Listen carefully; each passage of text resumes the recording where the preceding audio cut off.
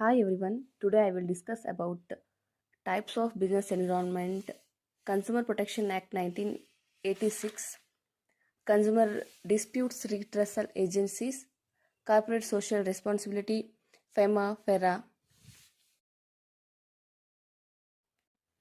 UGC NET Commerce exam is held on 7th January, so we have to prepare very much. So today I will discuss about business environment topics. First, I will explain about types of business environment. There are two types of in business environment. One is economic environment and another one is non-economic environment. In economic environment, again it classified into three types: economic conditions, economic policies, and economic systems. First one, economic conditions. Economic conditions means availability of capital, foreign exchange reserves, growth of foreign trade, etc., which are related to economic growth of company, a country, like that. Economic conditions ಅಂದರೆ ಯಾವೆಲ್ಲ factors ನಮ್ಮ ಎಕನಾಮಿನ growth ಮಾಡುತ್ತೆ ಅದೆಲ್ಲದು economic ಕಂಡೀಷನ್ಸಲ್ಲಿ ಬರುತ್ತೆ. And then economic policies like industry policy 1948, fiscal policy, monetary policy, foreign investment policy, Exim policy 1992. Exim policy full form ಏನಂದರೆ import export or export import policy. ಈ industry policy, Exim policy, ಹಿಂಗೆ ಇನ್ನು other ಪಾಲಿಸೀಸ್ದು year ಕೇಳ್ತಾರೆ. Match the ಫಾಲೋಯಿಂಗಲ್ಲಿ ಕೇಳ್ಬೋದು or they ask multiple choice questions. Industry policy ಅಂದರೆ which are related to industries. Fiscal policy means which stabilize the economy. Fiscal policy was introduced by the government. It also called as budgetary policy. In fiscal policy, government considers inflation and deflation measures. And next, monetary policy. Monetary policy regarded money like interest rates. Monetary policy introduced by the central government.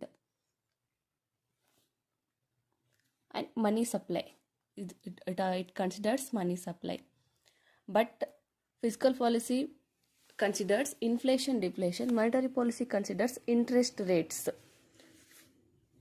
This economic policies ಏನಂದರೆ ಯಾವೆಲ್ಲ policies which are related to economy, ಇವೆಲ್ಲ ನಾವು economic ಪಾಲಿಸೀಸಲ್ಲಿ ನೋಡ್ತೀವಿ. And then economic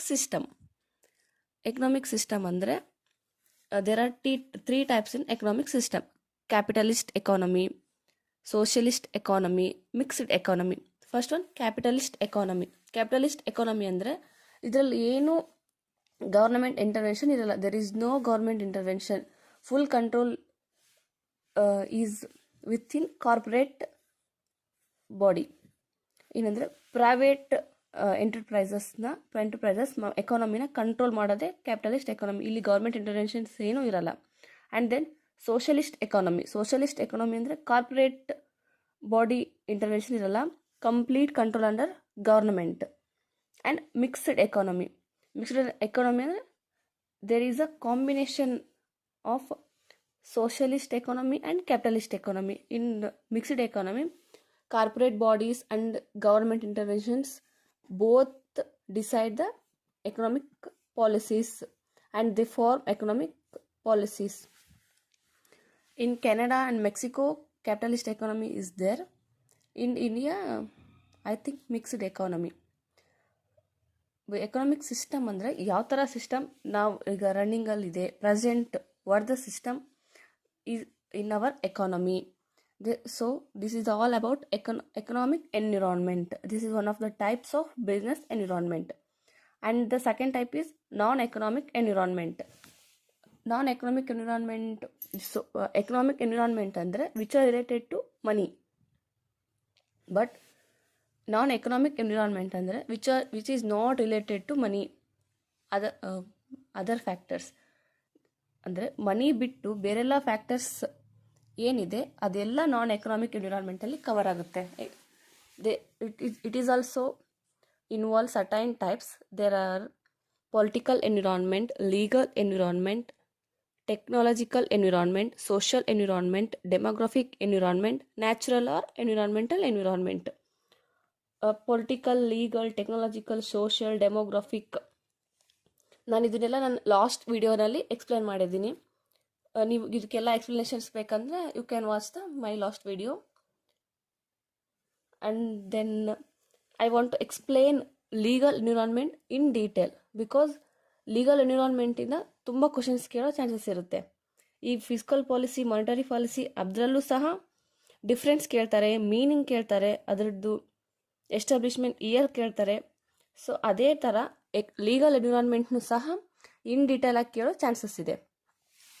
so let's look about legal environment. What do you mean by legal environment?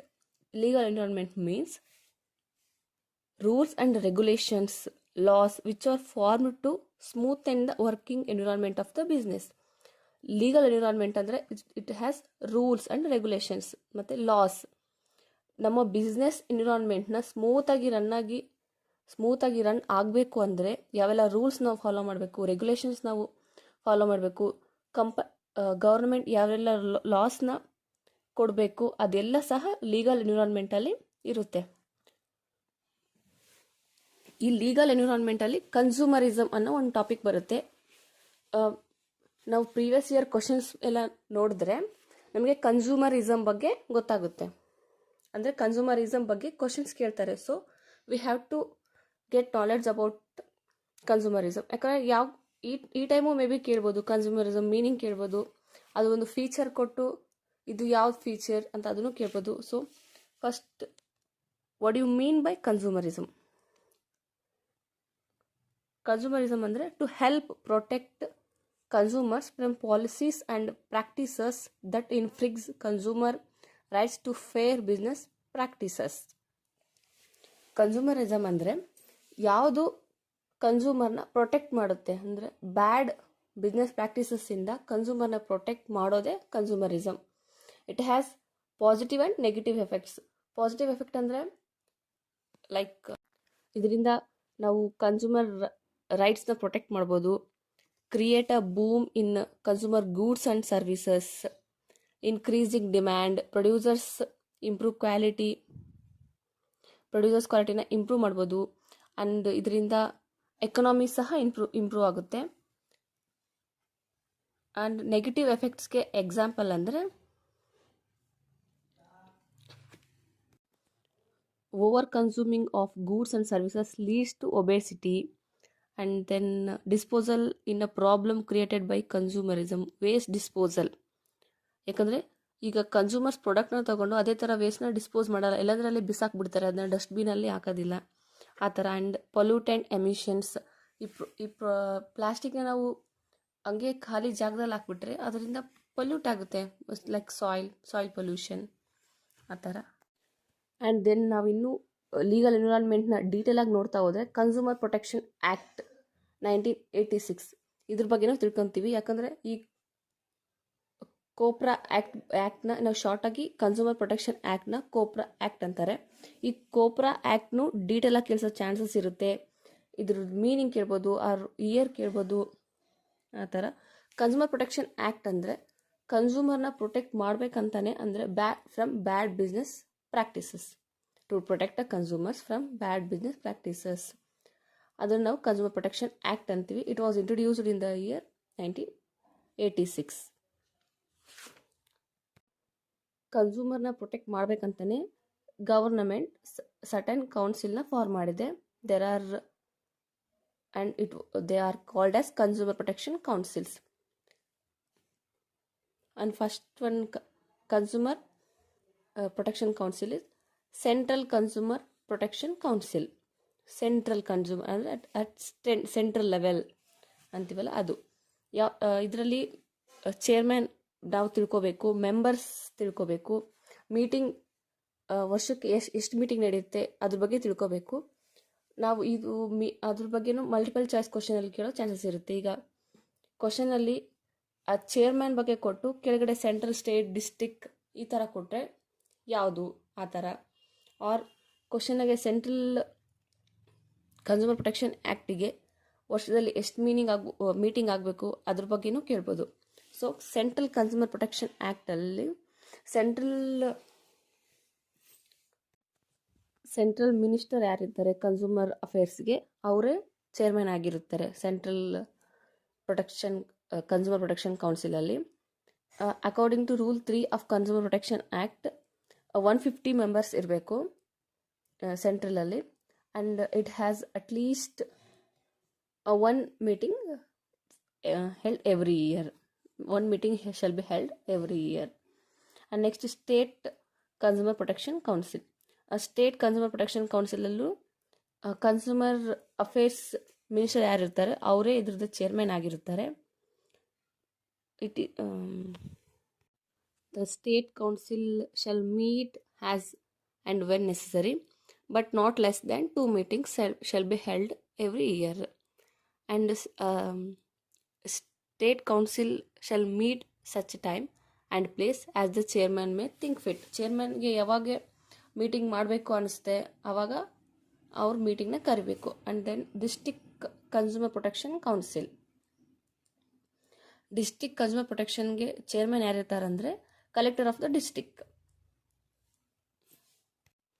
ಇದ್ರ meeting procedure ನೋಡಿದ್ರೆ the district council shall meet as and when necessary, but not less than 2 meetings shall be held every year.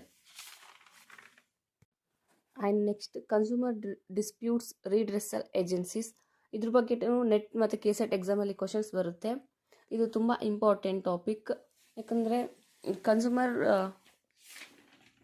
Protection act 1986 consumer dispute redressal agencies ಬಗ್ಗೆನೂ mention ಆಗಿದೆ. So we have to know about this. First, ಈ consumer protection council ಅದು ಯಾವ ಥರ 3 ಟೈರಲ್ಲಿ divide ಆಗಿದೆ, district, state, central. ಅದೇ ಥರ consumer dispute redressal agencies ಸಹ divided in 3 types. First, the district forum according to section 10 to 15 of Consumer Protection Act 1986. ಈ district ಫೋರಮ್ಗೆ ಪ್ರೆಸಿಡೆಂಟ್ ಯಾರಿರ್ತಾರೆ ಅಂದರೆ qualified to be a district judge. ಆ district judge ಯಾರಿರ್ತಾರೆ ಅವರು ಆ ಡಿಸ್ಟಿಕ್ ಫೋರಮ್ಗೆ ಪ್ರೆಸಿಡೆಂಟ್ ಆಗಿರ್ತಾರೆ. And he is not less than 35 years of age, and he must possess a bachelor degree from a recognized university, and he has at least 10 years of experience in dealing with the problems related to economics, laws, commerce, accountancy, industry, public affairs and administration. And next, the state forum section 16 to 19. ಇದಕ್ಕೂ president ಯಾರಂದರೆ judge of high court has a president of state forum. ಈ ಪ್ರೆಸಿಡೆಂಟ್ನ ಬಿಟ್ಟು ಇನ್ನೂ 2 members ಇರ್ತಾರೆ. ಅದರಲ್ಲಿ one of whom shall be a women, who shall be a person of ability, integrity and standing, and have adequate knowledge or experience of, or have shown capacity in dealing with problems related to economics, laws, commerce, accountancy, industry, public affairs and administration. ಇದ್ರ ಎಲ್ಲದ್ರ ಬಗ್ಗೆನೂ ಅವರಿಗೆ knowledge ಇರಬೇಕು. ಒಬ್ಬರಿಗೆ 2 ಮೆಂಬರಲ್ಲಿ ಒಬ್ಬರಿಗೆ ಈ ಎಲ್ಲ topic related ಅವರಿಗೆ ನಾಲೆಡ್ಜ್ ಇರಬೇಕು, ಜೊತೆಗೆ ಎಕ್ಸ್ಪೀರಿಯನ್ಸ್ ಸಹ ಇರಬೇಕು. And then National Forum section 20 to 23. Judge of Supreme Court has the president of National Forum. It has other 2 members, one of whom shall be a woman. Same, ಇಲ್ಲಿ ಸಹ 1 member women ಆಗಿರ್ತಾರೆ. ಅವರು ಈ accountancy, commerce, law, economics, industry, public affairs and or administration ಬಗ್ಗೆ complete knowledge ಇರಬೇಕು. ಅಲ್ಲಿ ಬರೋ ಪ್ರಾಬ್ಲಮ್ಸ್ನ ಯಾವ ಥರ ಡೀಲ್ ಮಾಡಬೇಕು ಅನ್ನೋದ್ರ ಬಗ್ಗೆ ಅವರಿಗೆ ಎಕ್ಸ್ಪೀರಿಯನ್ಸ್ ಇರಬೇಕು, ನಾಲೆಡ್ಜ್ ಇರಬೇಕು. ಇದೆಲ್ಲ ಕನ್ಸ್ಯೂಮರ್ ಡಿಸ್ಪ್ಯೂಟ್ redressal ಏಜೆನ್ಸೀಸ್ ಬಗ್ಗೆ. And another one important in business environment is FEMA and FERA. First, I will explain about FEMA,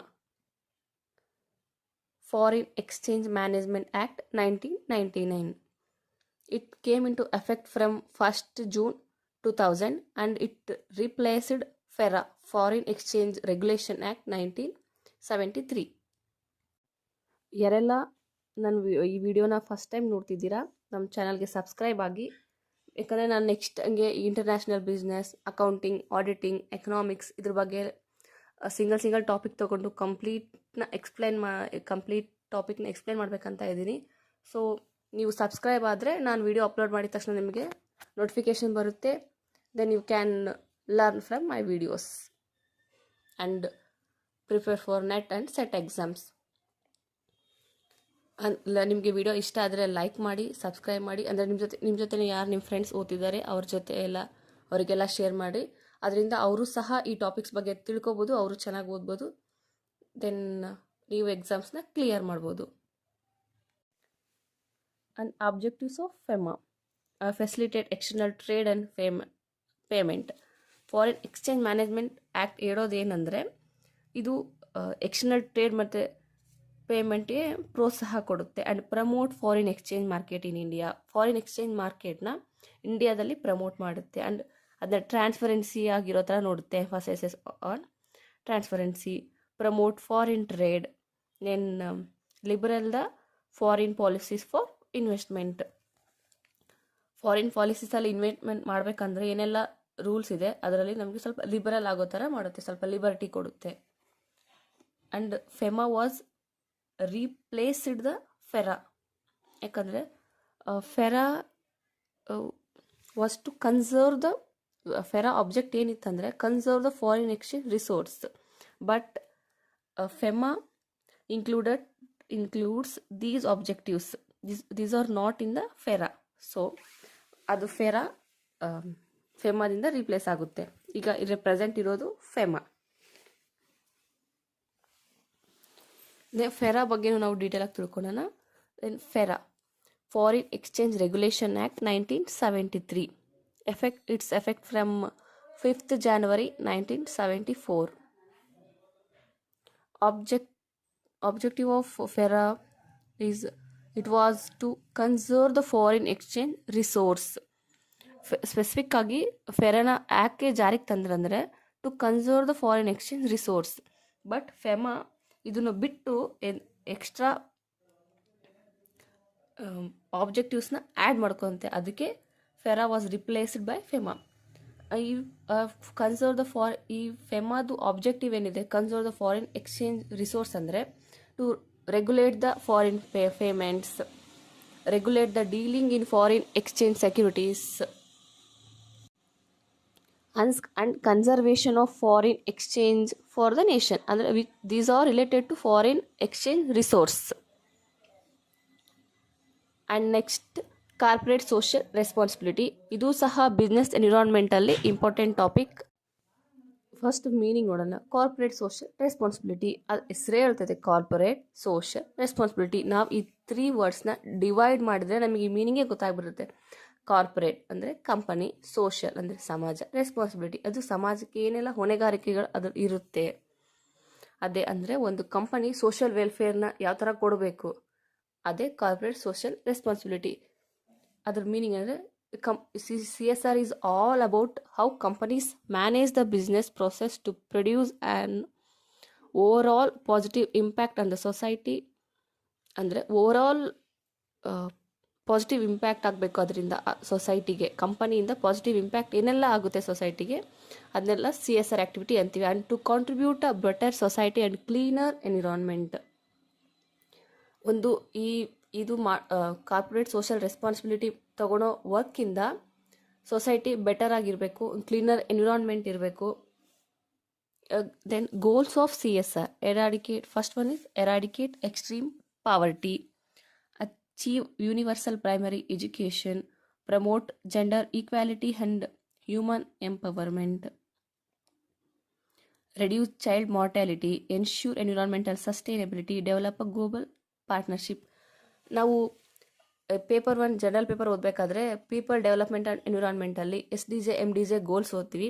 ಅದರಲ್ಲಿ ಇದೇ ಪಾಯಿಂಟ್ಸ್ ಇನ್ಕ್ಲೂಡ್ ಆಗಿರೋದು, ಅವೇ ಎಲ್ಲ ಗೋಲ್ಸ್ ಆಫ್ CSR. ಅಂದರೆ ಈ CSRನ ಕಂಪನಿ ತೊಗೊಳೋದ್ರಿಂದ ಸ್ವಲ್ಪನಾದರೂ ಜನರದು ಪಾವರ್ಟಿ ಕಡಿಮೆ ಆಗುತ್ತೆ. ಆ್ಯಂಡ್ ಇದು ಸ್ಕೂಲಲ್ಲೆಲ್ಲ ಸ್ವಲ್ಪ ಕ್ಯಾಂಪೇನ್ನ ಮಾಡುತ್ತೆ. ಅದರಿಂದ ಎಲ್ಲರಿಗೂ ಪ್ರೈಮರಿ ಎಜುಕೇಷನ್ ಸಿಗುತ್ತೆ ಆ್ಯಂಡ್ ಜನರಲ್ ಈಕ್ವಾಲಿಟಿನ ಮೇಂಟೈನ್ ಮಾಡುತ್ತೆ. ಇದು ಒಂದು ಸರ್ಟೈನ್ ಪ್ರೋಗ್ರಾಮ್ಸ್ನ ತಗೊಳುತ್ತೆ. ಅಂದರೆ ಹಾಸ್ಪಿಟಲ್ಸಿಗೆ, ಅಂದರೆ ವಿಲೇಜಸ್ ಎಲ್ಲ ಇದು ಮನೆ ಮನೆಗೆ ಹೋಗಿ ಅಲ್ಲಿ ಮಕ್ಕಳಿಗೆ ಪ್ರೋಟೀನ್ ಸಿಗಲಿ ಅಂತ ಸಮ್ ಸಿರಪ್ಸ್ನೆಲ್ಲ ಕೊಡ್ತಾರೆ. ಅದರಿಂದ ಚೈಲ್ಡ್ ಮಾರ್ಟಾಲಿಟಿನೂ ಕಮ್ಮಿ ಆಗುತ್ತೆ. ಆ್ಯಂಡ್ ಎನ್ವಿರಾನ್ಮೆಂಟಲ್ ಸಸ್ಟೈನಬಿಲಿಟಿ, ರೋಡ್ ಮಧ್ಯೆ ಗಿಡ ಬೆಳೆಸೋದು, ಅದರಿಂದ ಎನ್ವಿರಾನ್ಮೆಂಟಲ್ ಸಸ್ಟೈನಬಿಲಿಟಿ ಆಗುತ್ತೆ. And it give some slogans like reduce plastic ಆ ಥರ, and reuse the plastic like that, and develop global partnership. These are the goals of CSR. And next benefits of CSR. ಈ CSR ಇಂದ ಏನೆಲ್ಲ benefits ಇದೆ ಅಂತ ನೋಡಿದ್ರೆ, first one, increase employee loyalty and retention in the organization. ಈ CSR ಆ್ಯಕ್ಟಿವಿಟೀಸ್ನ ತೊಗೊಳೋದ್ರಿಂದ employee loyal ಆಗಿರ್ತಾರೆ. And it increases the employee loyalty and retention in the organization. ಈ ಎಂಪ್ಲಾಯಿ ಲಾಯಲ್ಟಿನ ಇನ್ಕ್ರೀಸು ಮಾಡುತ್ತೆ CSR, ಜೊತೆಗೆ ಅವ್ರನ್ನ ರೀಟೈನ್ ಮಾಡ್ಕೊಳುತ್ತೆ. ರೀಟೈನ್ ಅಂದರೆ ಅವರಲ್ಲೇ ಉಳಿಸ್ಕೊಳೋದು. ಯಾಕಂದರೆ CSR ಆ್ಯಕ್ಟಿವಿಟಿ ತೊಗೊಂಡ್ರೆ ಅದರಿಂದ ಎಂಪ್ಲಾಯೀಸ್ಗೂ ಬೆನಿಫಿಟ್ ಆಗುತ್ತೆ, ಅದರಿಂದ ಅವ್ರು ಲಾಯಲ್ ಆಗಿರ್ತಾರೆ ಆ್ಯಂಡ್ ರಿಟೈನ್ ಆಗ್ತಾರೆ. Then it increase the quality of products. ಯಾವಾಗ ಕಂಪ್ನಿ CSR ಬಗ್ಗೆ ಯೋಚನೆ ಮಾಡುತ್ತೆ, CSR ಆ್ಯಕ್ಟಿವಿಟೀಸ್ ಬಗ್ಗೆ, ಅದರಿಂದ ಪ್ರಾಡಕ್ಟ್ದು ಕ್ವಾಲಿಟಿನೂ ಇಂಪ್ರೂವ್ ಆಗುತ್ತೆ. ಯಾಕಂದರೆ CSR ಅದು ಕೈಗೊಂಡಿದೆ ಅಂದರೆ ಅವರು ಒಳ್ಳೆ ಕ್ವಾಲಿಟಿ ಕೊಡಲೇಬೇಕು, ಇಲ್ಲದ್ರೆ CSR ಆ್ಯಕ್ಟಿವಿಟಿ ಆಗಲ್ಲ. And it attracts consumers. When the company develop CSR activities and starts social activities, then it will attract from consumers and it gain more consumers. And then safe products and reduce liability. ಯಾವಾಗ CSR ಆ್ಯಕ್ಟಿವಿಟೀಸ್ನ company ತೊಗೊಳುತ್ತೆ ಆವಾಗ ಅದು safe ಪ್ರಾಡಕ್ಟ್ಸ್ನೇ produce ಮಾಡೋದು. ಯಾಕಂದರೆ ಅದು some damage or bad products produce ಮಾಡಿದರೆ ಅದು ಕೇಸ್ ಆಗುತ್ತೆ. ಸೊ ಕಂಪನಿ ಯಾವಾಗಲೂ ಸೋಷಿಯಲ್ ವೆಲ್ಫೇರ್ ಬಗ್ಗೆ ಯೋಚನೆ ಮಾಡಬೇಕು. ಅದರಿಂದ positive impact, better society and cleaner ಎನ್ವಿರಾನ್ಮೆಂಟ್ಗೆ ಏನೆಲ್ಲ ಯೂಸ್ ಆಗುತ್ತೆ ಅದನ್ನು ಮಾತ್ರ ಅದು ತೊಗೊಳ್ಳೋದು. ಇದೆಲ್ಲ CSR ಆ್ಯಕ್ಟಿವಿಟೀಸ್. ಆ್ಯಂಡ್ ಈ ಕಾರ್ಪೊರೇಟ್ ಸೋಷಿಯಲ್ ರೆಸ್ಪಾನ್ಸಿಬಿಲಿಟಿನ ಇಂಡಿಯಾದಲ್ಲಿ ನೋಡಿದ್ರೆ CSR ಆ್ಯಕ್ಟಿವಿಟಿನ ಫಸ್ಟ್ ಮ್ಯಾಂಡೇಟ್ರಿ ಮಾಡಿದ್ದು ಫಸ್ಟ್ ಕಂಟ್ರಿನೇ India. And it is as per Companies Act 2013. Section 135 subsection 1 explains about corporate social responsibility. Companies Act 2013 ಅಲ್ಲಿ section 135 subsection 1 corporate social responsibilities ಬಗ್ಗೆ ಹೇಳುತ್ತೆ. ಅದಕ್ಕೆ ಕಾನ್ಸ್ಟಿಟ್ಯೂಷನ್ ಏನಿರಬೇಕು, ಮ್ಯಾಂಡೇಟರಿ ಮಾಡ್ಕೊಬೇಕಂದ್ರೆ ಅದರದ್ದು ಅರ್ಹತೆ ಏನಿದೆ ಅದು. The constitution of corporate social responsibility committee is mandatory in company having. ಅದು ಮ್ಯಾಂಡೇಟರಿ ಆಗಬೇಕಂದ್ರೆ ಯಾವಾಗಲೂ ಅದ್ರ net worth of ₹500 crore, turn over of ₹1000 crore and net profit of ₹5 crore. ಒಂದು ಕಂಪನಿ ಯಾವಾಗ CSRಗೆ ಎಲಿಜಿಬಲ್ ಅಂದರೆ ಅದ್ರ ನೆಟ್ವರ್ತ್ 500 crores ಇರಬೇಕು. 500 crore ಅಂದರೆ more than or equal to 500, not less than 500, more than or equal to 500 crores and turnover of rupees more than or equal to 1000 crore and net profit of rupees more than or equal to 5 crore. ಇದರಲ್ಲಿ ಯಾವುದಾದ್ರೂ ಒಂದು eligible ಆದ್ರೂ ಅದು CSR ಆ್ಯಕ್ಟಿವಿಟೀಸ್ನ ತೊಗೋಬೇಕು. ಅಂದರೆ ಅದರಿಂದ ಬರೋ ಇನ್ಕಮಲ್ಲಿ 2% ಅದು ಕಂಪಲ್ಸರಿಯಾಗಿ ಸೋಷಿಯಲ್ ಆ್ಯಕ್ಟಿವಿಟೀಸಲ್ಲಿ ಅಂದರೆ CSR ಆ್ಯಕ್ಟಿವಿಟೀಸ್ಗೆ ಅದು ಖರ್ಚು ಮಾಡಲೇಬೇಕು. These are all about corporate social responsibility. ನಾನು ಈ ವಿಡಿಯೋದಲ್ಲಿ types of business environment, legal environment, consumer protection act 1986, consumer disputes redressal agencies, FEMA, FERA, corporate social responsibilities and it's benefits, goals, ಇದ್ರ ಬಗ್ಗೆ explain ಮಾಡಿದ್ದೀನಿ. And next ನಾನು international business ಬಗ್ಗೆ detail ಆಗಿ, ಅಂದರೆ ಈ ಫಸ್ಟ್ ಚಾಪ್ಟರಲ್ಲಿ ಕವರ್ ಆಗೋ ಬಿಸ್ನೆಸ್ ಎನ್ವಿರಾನ್ಮೆಂಟ್ ಆ್ಯಂಡ್ ಇಂಟರ್ನ್ಯಾಷನಲ್ ಬಿಸ್ನೆಸ್ಸಲ್ಲಿ ಈಗ ಬಿಸ್ನೆಸ್ ಎನ್ವಿರಾನ್ಮೆಂಟ್ ಕಂಪ್ಲೀಟ್ ಆಗಿದೆ. ಯಾಕೆ ನಾನು ಲಾಸ್ಟ್ ವಿಡಿಯೋದಲ್ಲಿ meaning, features and components of business environment ಮಾಡಿದ್ದೆ. And balance related to business environment ಇದರಲ್ಲಿ ಕವರ್ ಮಾಡಿದ್ದೀನಿ. ನೆಕ್ಸ್ಟ್ ವಿಡಿಯೋದಲ್ಲಿ ಇಂಟರ್ನ್ಯಾಷನಲ್ ಬಿಸ್ನೆಸ್ ಬಗ್ಗೆ ಮಾಡ್ತೀನಿ. ಸೊ ಆವಾಗ ನಮ್ಮದು ಫಸ್ಟ್ ಚಾಪ್ಟರ್ ಕಂಪ್ಲೀಟ್ ಆಗುತ್ತೆ. ಕಾಮರ್ಸ್ ಪೇಪರ್ 2 ಕಾಮರ್ಸ್ ಯಾರಿಗಿದೆ ಅವರಿಗೆ. Please like, share and subscribe. ಯಾವಾಗ ನೀವು ಸಬ್ಸ್ಕ್ರೈಬ್ ಮಾಡ್ತೀರಿ ಆವಾಗ ನನ್ನ ವೀಡಿಯೋಸ್ ನಿಮಗೆ ಸಿಗುತ್ತೆ. ನೀವು ಚೆನ್ನಾಗಿ ಪ್ರಿಪೇರ್ ಆಗ್ಬೋದು. ಯಾಕಂದರೆ January 7th UGC net commerce exam ಇದೆ. ಆ್ಯಂಡ್ ದೆನ್ KCET ಕರೀತಾರೆ ನೆಕ್ಸ್ಟ್ ಇಯರಲ್ಲಿ. ಇವಾಗಿಂದ ನಾವು ಪ್ರಿಪೇರ್ ಆದರೆ ನಾವು ಫಸ್ಟ್ ಅಟೆಂಪ್ಟ್ಗೆ ಕ್ಲಿಯರ್ ಮಾಡ್ಬೋದು. ಸೊ ಯಾರೆಲ್ಲ ಓದ್ತಿದ್ದೀರಿ ಅವರಿಗೆಲ್ಲ ಆಲ್ ದ ಬೆಸ್ಟ್.